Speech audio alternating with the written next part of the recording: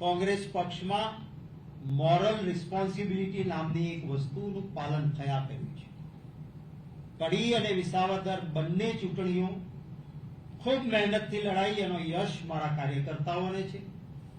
પરિણામ નથી આવી શક્યું એની જવાબદારીનો મેં સ્વીકાર કર્યો છે અને મેં થોડા સમય પહેલા જ અમારા ઓલ ઇન્ડિયા કોંગ્રેસ કમિટીના પ્રેસિડેન્ટને મારું રાજીનામું મોકલી આપ્યું છે કે પરિણામ નથી આવી શક્યું એની જવાબદારીનો હું સ્વીકાર કરું છું.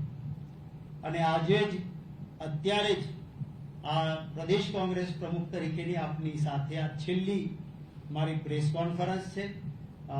અમારા સંગઠનના મહામંત્રી અને ડેપ્યુટી લીડર સીએલપી શૈલેષભાઈ પરમારને મારી જવાબદારીઓ જ્યાં સુધી એઆઈસીસી નક્કી ન કરે નવા પ્રમુખની જવાબદારી કોને આપવાની એ નક્કી ન થાય ત્યાં સુધી જે કંઈ રોજબરોજનું કામકાજ છે એ જોવા માટે મારો આજથી જવાબદારીનો ભાર એ શૈલેષભાઈ પરમારને સુપ્રત કરું છું, જે મેં અમારા હાઈકમાન્ડને પણ જણાવી દીધું છે.